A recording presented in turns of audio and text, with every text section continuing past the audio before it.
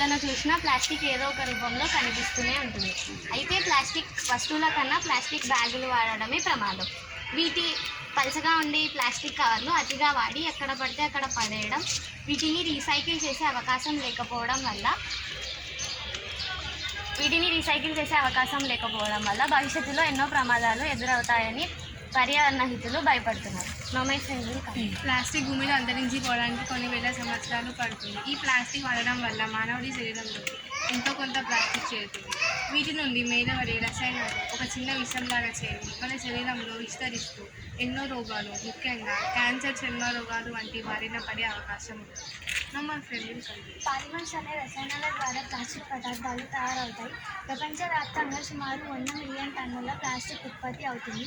ప్రాథమికంగా ప్లాస్టిక్ హానికరమైనది కాదు. ప్లాస్టిక్ సంచుల తయారీకి వచ్చేసరికి మాత్రం ప్రమాదకరమైన రసాయన రంగులు కమ్ముకుతున్నాయి. ఇవి భూమిలో కలిసిపోవు, పైగా భూమి యొక్క సారాన్ని కూడా నాశనం చేస్తాయి. అంతేకాకుండా ఎన్నో జంతువులు ప్లాస్టిక్ కవర్లలోని ఆహారం ఆ కవర్లతో సహా తీసుకోవడం వల్ల ఈ ప్లాస్టిక్ రసాయనాలు జంతువుల శరీరంలోకి చేరి వాటికి అనారోగ్యం కలిగిస్తున్నాయి. ఈ ప్లాస్టిక్ జంతువుల శరీరంలో అరగవు కాబట్టి ఇవి కొన్ని రకాల రసాయనాలు ఉత్పత్తి చేసి వాటి మరణానికి కారణమవుతున్నాయి. కాబట్టి మనం మన పర్యావరణాన్ని రక్షించడానికి మనం కొంత ప్లాస్టిక్ వాడకాన్ని కొన్ని విధాల ద్వారా తగ్గించాలి.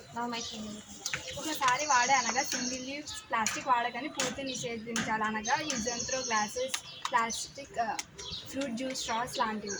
షాపింగ్ వెళ్ళినప్పుడు పేపర్ బ్యాగ్ లేదా గుడ్డ సంచులు తీసుకువెళ్ళాలి. సూపర్ మార్కెట్లో ఉన్న ప్లాస్టిక్ కవర్లో ఉన్న వస్తువులు కాకుండా పక్కన విడిగా ఉన్న వస్తువులు తీసుకొని పేపర్ బ్యాగ్లో వేయించుకోవాలి. ఈ విధంగా చేయడం వల్ల మనం ప్లాస్టిక్ కాలుష్యాన్ని తగ్గించవచ్చు.